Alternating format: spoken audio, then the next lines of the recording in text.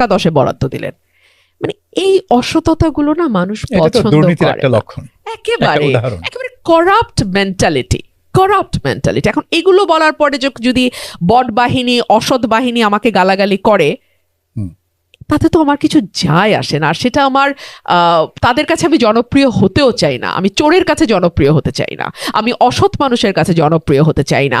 আমি রাজনীতিকে যারা নিজের সুবিধা মতো ব্যবহার করে, যারা কোনোদিন শেখ হাসিনার বিরুদ্ধে, শেখ হাসিনার অন্যায়, অত্যাচার, দুর্নীতি, দুঃশাসনের বিরুদ্ধে একটা টু শব্দ করতে পারে নাই, তারা যখন এখন 32 নম্বর হিন্দি গান বাজায় ভাঙে আর মনে করে বিরাট বিপ্লবী হয়েছে, তাদের বিরুদ্ধে তো আমি সার্টেনলি আওয়াজ তুলবো। তাতে আমাকে কে পছন্দ করলো আর কে করলো না, I just don't care. তাহলে তো বলতেই হয় যে গত বছরের অভ্যুত্থানের পর যেটা অনেকে ভেবেছিল যে একটা আউটকাম হবে, অনেকগুলো আউটকামের মধ্যে একটা হবে যে বাংলাদেশে একটা নতুন নেতৃত্ব গড়ে উঠবে, তরুণ নেতৃত্ব ছাত্রদের মধ্যে, কিন্তু সেই আউটকামটা বোধহয় আর হচ্ছে না। আপনি নতুন অসৎ দিয়ে আপনার কি হবে? পুরনো অসতের চেয়ে তো নতুন অসৎ বেশি ডেঞ্জারাস দেখতে পাচ্ছি। পুরনো অসৎগুলো তো তবু পলিটিক্যাল প্রুডেন্স ছিল, একটা ভিশন ছিল, কিছু করার চেষ্টা করেছে। এগুলোর তো সেগুলোও নাই, কিছুই নাই। পুরনো একটা প্রশ্নে ফিরে যাই, নির্বাচন সবাই প্রশ্ন করে যে হবে কিনা। এখন আপনি কি মনে করছেন? আপনি নিশ্চয়ই চান যে নির্বাচন হোক ফেব্রুয়ারি মাসে, কিন্তু আপনার মনে সংখ্যা কতটুকু? আপনি চান্সটা কত দেখেন? 50-50, 60-40, কিরকম চান্স দেখেন? আমি 50-50 দেখি। তো সেটা তো খুব ভালো না, নট এট অল, সরকারের জন্য ভালো না। এবং নির্বাচনের দিন কি হবে আপনি ভাবতে পারছেন সাবের ভাই? আমাদের আইন শৃঙ্খলা পরিস্থিতির দিকে তাকায় দেখেন, আপনি তাকায় দেখেন কি অবস্থা। আর নির্বাচনটা হচ্ছে ক্ষমতায় যাওয়ার একটা লড়াই, এবং এই লড়াইটা হবে প্রধানত এমন দুটো দলের মধ্যে, যে দুটো দল 17 বছর ধরে ক্ষমতার বাইরে। আপনি ভাবতে পারেন তাদের ক্যান্ডিডেটদের মধ্যে কিরকম মরিয়া লড়াইটা হবে? সেটা সামাল দেওয়ার যোগ্যতা এই নিরাপদ এই স্বরাষ্ট্র উপদেষ্টার আছে? আমি তো মনে করি না। তাহলে সেই অজুহাতে কি এই সরকার নির্বাচনটাকে পিছিয়ে নিতে পারে না? যে আইন শৃঙ্খলা পরিস্থিতি খুবই খারাপ, পুলিশের মনোবল এখনো রিকভার করেনি, এই পরিস্থিতিতে তো নির্বাচন করা যায় না, গণভোট তো দূরে থাক। এই অজুহাত তো সরকারের পোষা দল এনসিপি অলরেডি দেয়া শুরুও করেছে, তাই না? তারা বলছে না যে এখন যে ল অ্যান্ড অর্ডার সিচুয়েশন, তাতে তো নির্বাচন হওয়ার মতো না। কিন্তু এটা সেই ডিম আগে না মুরগি আগে, কারণ নির্বাচন না হলে অবস্থার উন্নতি হবে না, আবার অবস্থার উন্নতি না হলে নির্বাচন নিয়ে অনেকে প্রশ্ন করা শুরু করবে। সো ডিম আগে না মুরগি আগের মতন ডিলেমার মধ্যে চলে যাচ্ছি আমরা। ঐতিহাসিকভাবে এরকম ঘটনা ঘটেছে, যেরকম হিটলারের কথা বলা হয় যে সে, তার পার্টি, নাৎসি পার্টি, নির্বাচনে সংখ্যাগরিষ্ঠতা পেয়েছিল ঠিকই, কিন্তু তিনি ধারণা করা হয় যে তার লোকজনই সংসদ ভবনে আগুন লাগিয়ে দেয়, এবং ওই আগুনের অজুহাত ধরে সে জরুরি অবস্থা জারি করে এবং অন্যান্য সব ধরনের নিপীড়নমূলক ব্যবস্থা নেওয়া শুরু করে। তো এটা হচ্ছে ফলস ফ্ল্যাগ অপারেশন, যেটাকে বলা হয়। তো এখন আইন শৃঙ্খলা যে নির্বাচন চায় না, তারা তো নিজের থেকেই আইন শৃঙ্খলা পরিস্থিতি নাজুক করে দিতে পারে। একদম। আপনি যদি লক্ষ্য করেন, কিছুদিন আগে জনাব সজীব ওয়াজেদ জয় একটি কথা বলেছেন। উনি বলেছেন যে এই নির্বাচন বানচালের জন্য সব রকম চেষ্টা আওয়ামী লীগ করবে। আমরা জানি না যে আওয়ামী লীগ আসলে কি করবে, এবং আওয়ামী লীগ তো একা নয়, আওয়ামী লীগের সঙ্গে যুক্ত হয়েছে জামাত, এনসিপি সহ অন্যান্য পলিটিক্যাল পার্টিস, যুক্ত হয়েছে সরকার হিমসেলফ। সো আমি 50-50 বেশি দেখি না। এখন তো বড় প্রশ্ন আসবে যে ইলেকশন যদি আসলেই পিছিয়ে যায়, তাহলে বিএনপির অবস্থান কি হতে পারে? এখন বিএনপি তো সেই সম্ভাবনাটাকে অ্যাড্রেস করছে না এখনো। তারা তো এখনো সেই মোডে আছে যে ইলেকশন হবে, আমরা এই নির্বাচনের প্রস্তুতি নিচ্ছি। কিন্তু আপনাদের ব্যাক অফ ইউর মাইন্ড, আপনারা কি আসলে চিন্তা করছেন যে যদি না হয় তাহলে বিএনপির অবস্থান কি হবে? নিশ্চয়ই নীতি নির্ধারকদের মধ্যে এই চিন্তায় আলোচনা আছে। আর আমি যেটা মনে করি যে বাংলাদেশ এই নির্বাচন এফোর্ড করতে পারবে না, এই নির্বাচন না হওয়াটা এফোর্ড করতে পারবে না। হ্যাঁ, বিকজ আপনি অলরেডি জানেন যে আমাদের অর্থনীতির অবস্থা একেবারেই ভঙ্গুর। আমাদের কোনো বিনিয়োগ আসছে না, বিদেশি বিনিয়োগ যেটা ফরেন ডিরেক্ট ইনভেস্টমেন্ট অলমোস্ট নীল। আমাদের দেশের বিনিয়োগ হচ্ছে না। মূল্যস্ফীতি 8 যেটা দক্ষিণ এশিয়ার সবচেয়ে বেশি। ইভেন নেপালে এটা এত বড় অভ্যুত্থান হলো আমাদের মতো এবং আমাদের পরে, ওদের 1 NMS ইনফ্লেশন, সেখানে আমাদের 8 আমাদের মন্দরিন যেটা কার্পেটের নিচে লুকানো ছিল সেটাও বের হয়েছে। It's huge.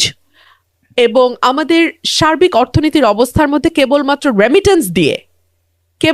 রেমিটেন্স দিয়ে যদি আপনি চালানোর চেষ্টা করেন, এটা খুব বেশি দূর আপনি নিতে পারবেন না।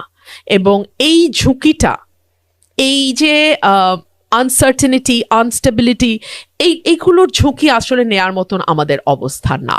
আর আইন শৃঙ্খলা পরিস্থিতির অবস্থা আপনি একবার একটু চিন্তা করে দেখেন সাবের ভাই, বাংলাদেশের 53 বছরে আমি জানি না, আমার স্মরণকালের মধ্যে তো এইরকম অবস্থা আমি কখনো দেখি নাই। এখন আমি যা দেখছি, এখানে অনেকে বাংলাদেশের সাথে শ্রীলঙ্কার তুলনা করে, যে শ্রীলঙ্কা যেভাবে অভ্যুত্থান হলো এবং প্রেসিডেন্ট রাজাপাকসেকে তার প্রাসাদ থেকে তাড়িয়ে দেওয়া হলো এবং লোকজন প্রাসাদ দখল করে ফেললো, তো বাংলাদেশের সেরকম একটা ঘটনা ঘটেছে বলে তারা অনেকে মনে করেন।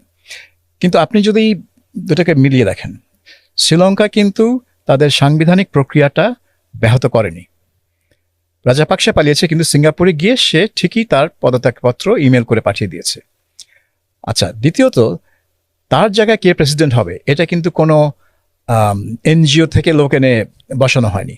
সংসদ, তাদের নিয়ম হচ্ছে সংসদ ওই তার যে বাকি টার্মের যে বাকি সময়টা সেটা পূরণ করার জন্য সংসদই নির্বাচিত করবে তাদের সদস্যদের মধ্যে থেকে প্রেসিডেন্ট, এবং সেটাই করেছে। এবং রনিল বিক্রমসিংহে, যিনি প্রধানমন্ত্রী ছিলেন, যার বাসা পুড়িয়ে দেওয়া হয়েছিল, তাকে প্রেসিডেন্ট নির্বাচিত করলো। এবং তিনি প্রেসিডেন্ট 2 বছর থাকার পর যখন নির্ধারিত সময় নির্বাচন হলো, তখন বামপন্থী বিরোধী দল বিপুল ভোটে প্রেসিডেন্ট এবং সংসদ দুটোই নিয়ে আসলো, যেটা জীবনে তাদের পক্ষে সম্ভব হতো না। সো ওই গণতান্ত্রিক প্রক্রিয়া এবং সাংবিধানিক প্রক্রিয়ায় গিয়েছে বলেই ওই দেশটি ভেঙে পড়েনি। এবং সেজন্যই আজকে আপনি যেটা বলছেন যে তাদের মুদ্রাস্ফীতি নেমে আসছে 1 নেপালে 1 আর শ্রীলঙ্কাতেও কাছাকাছি 2.13 খুবই লো হয়েছে এবং ইকোনমি অনেকটা স্টেবল হয়ে গেছে। কিন্তু তাদের মানে পলিটিক্যাল প্রসেসটা কখনোই ব্রেকডাউন করেনি। তো বাংলাদেশে দেখা গেল যে একটা সরকারের পতনের সাথে সাথে পুরো প্রক্রিয়াটা ওলটপালট হয়ে গেল এবং কেউ বলা শুরু করলো যেটা বিপ্লবী সরকার, কিন্তু আসলে তো বিপ্লবী সরকার না, কারণ এখানে তো কিছুটা সাংবিধানিক উপায়েও তারা আগানোর চেষ্টা করছে।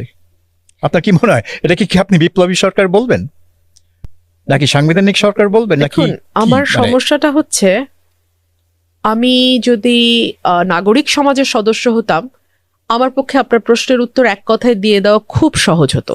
কিন্তু আমি রাজনীতি করি, সেই কারণে পলিটিক্যাল কারেক্টনেস এবং ইনকারেক্টনেস আমাকে চিন্তা করতে হয়। তারপরেও আমি যতদূর সম্ভব ভদ্র ভাষায় আপনাকে একটা লাইন বলি। আপনি যেই দেশে 90% ওপরের লিটারেসি রেট, তার সঙ্গে যদি আপনি আমার দেশের মানুষের তুলনা করেন, তাহলে সঠিক হবে না।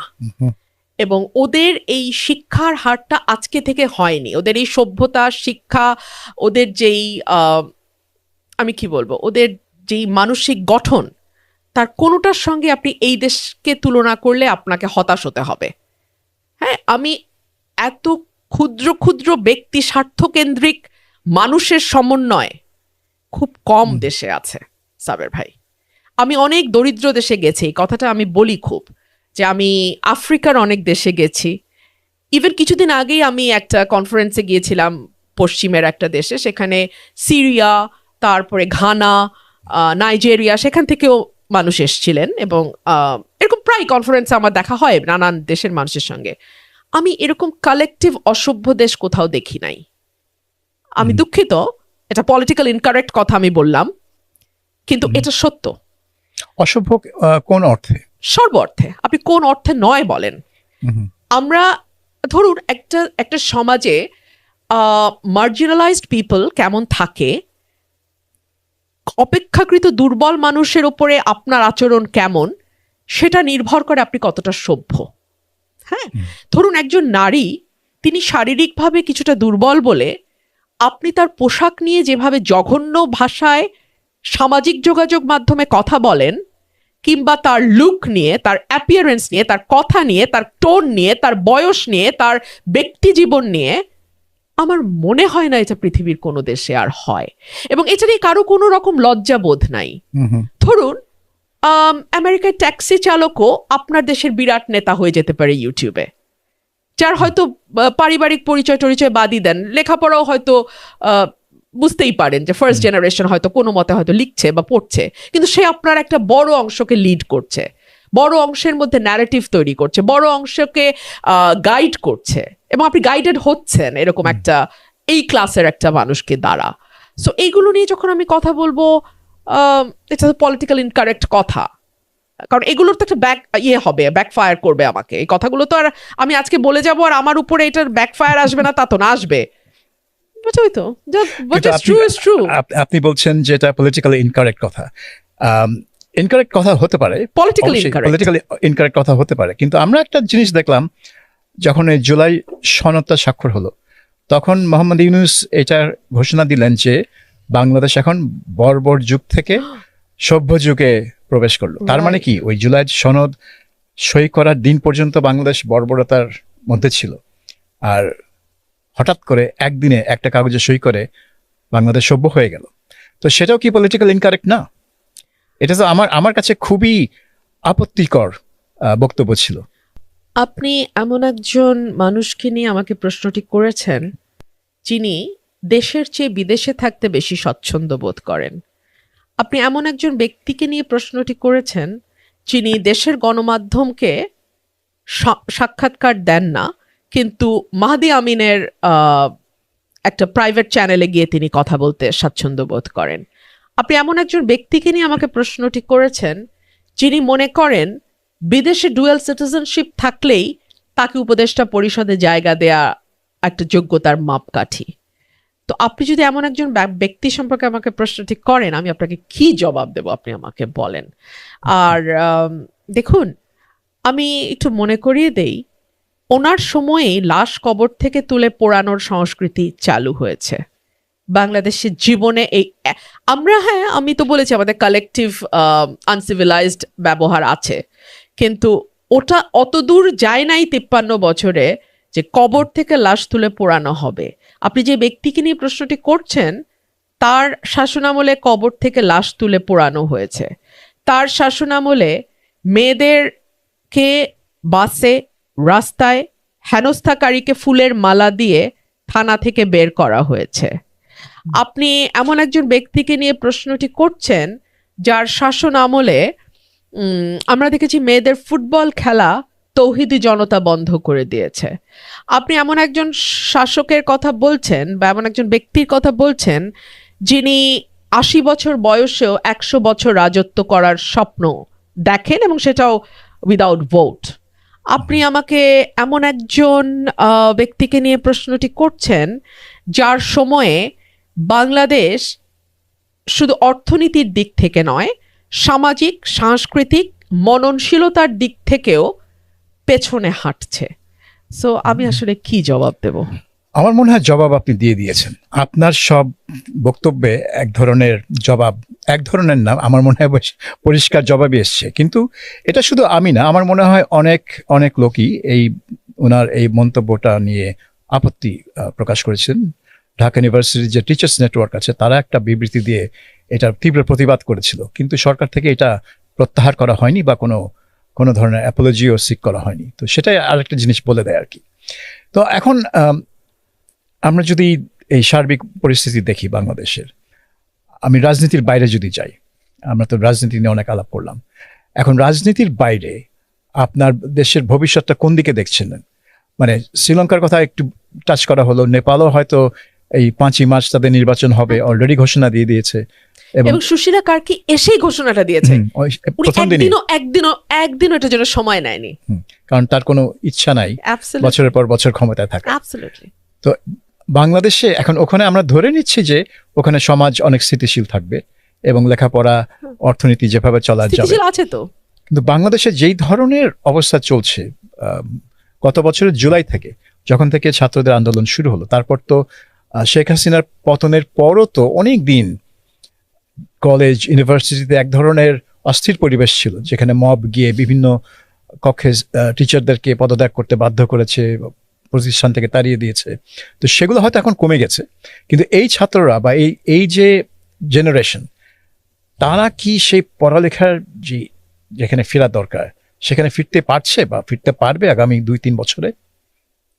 কি মনে হয় আপনার? দেখুন, আপনি বিশ্ববিদ্যালয়ের একটা হলে থাকেন, রুমে থাকেন, গণরুমে থাকেন, আপনাকে চলবার জন্য কষ্ট করে টিউশনি করতে হয়, আপনাকে হলের একেবারেই মানে যে ভাড়াটা, খাওয়ার যে ক্যান্টিনের যে টাকাটা, সেটাও দিতে আপনাকে, আপনার কষ্ট হয়, আপনার পরিবারের কষ্ট হয়।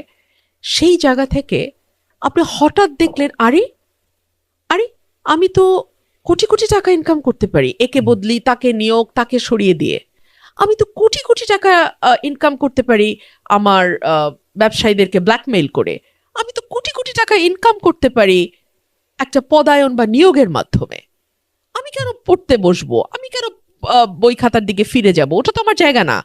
যে নিজের মুখে বলছে গ্রামের সবচেয়ে ছোট ঘরটি আমার ছিল, সে মুহূর্তেই কয়েক মাস পরে বলছে গ্রামের সবচেয়ে বড় ঘরটি আমার দাদার। কিংবা কেউ হয়তো বলছে আমার দাদার যেটুকু সম্পত্তি আছে সেটা দিয়ে এরকম 250টা না 2050টা গাড়ির শোডাউন আমি করতে পারি, কিন্তু গিয়ে দেখা গেল একটা ঘর, 20টা শরিক। তো সেই রকম একটা প্রত্যন্ত জায়গা থেকে গিয়ে যখন আপনি একটা নতুন জীবন আলাদিনের চেরাগের মতো পাবেন, আপনি তো সেই মোহটা ছাড়তে পারবেন না।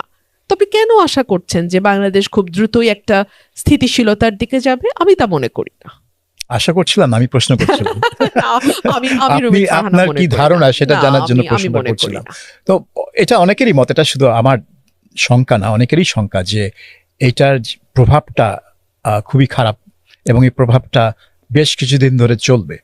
তো যাই হোক, আপনারা হয়তো আশা করতে পারেন যে নির্বাচনটা সঠিকভাবে হয়ে গেলে, সুষ্ঠু এবং শান্তিপূর্ণভাবে হয়ে গেলে এবং ক্ষমতা হস্তান্তর শান্তিপূর্ণভাবে হয়ে গেলে হয়তো দেশটা আবার এক ধরনের স্থিতিশীল নিয়মতান্ত্রিক পথে ফিরে আসবে।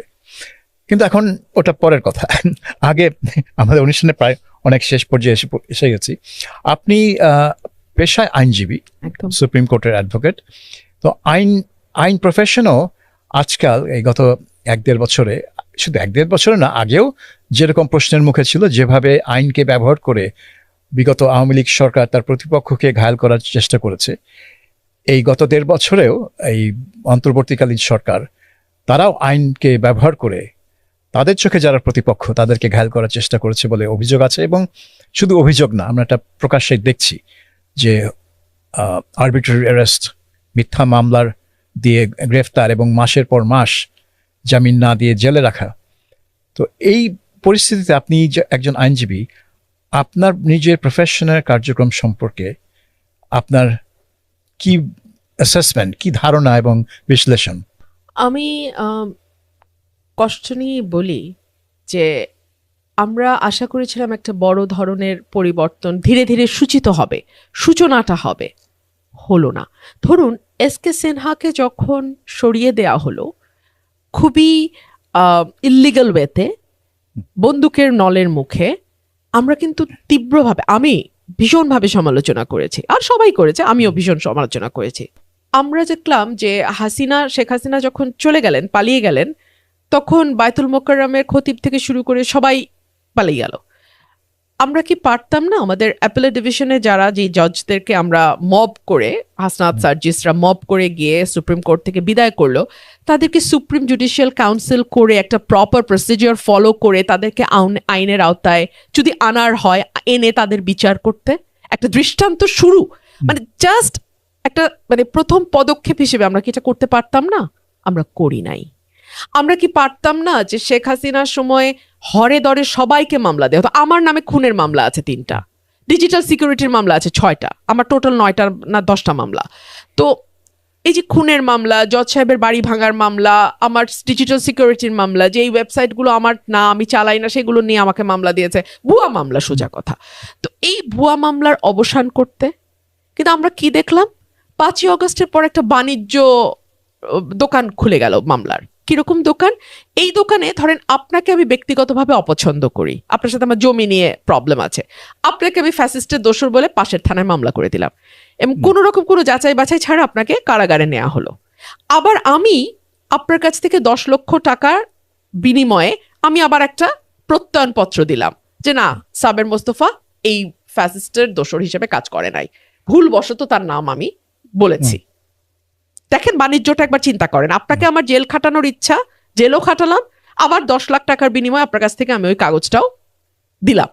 সো এই যে বললাম না, কালেকটিভ অসততার একটা ব্যাপার আছে আমাদের, এইগুলো আমাদের এখন বাংলাদেশে আমি যেটা ফিল করি, খুব স্ট্রিক্ট একজন নেক্সট গভর্নমেন্ট যার হাতে যাবে, খুব স্ট্রিক্টলি তাকে আইনের শাসন, সুবিচার, ন্যায় বিচার, সংবিধানকে সমুন্নত রাখা, এই কাজগুলো খুব শক্ত হাতে করতে হবে, খুব শক্ত হাতে। কোনো পরিচয়, কোনো রকম নেপোটিজম, কোনো রকম ছাড় দেয়া, কোনো কিছুর বিনিময়ে ছাড় দেয়া, আর এতটুকু এফোর্ট করার অবস্থা আসলে বাংলাদেশ নাই। আমার মনে হয়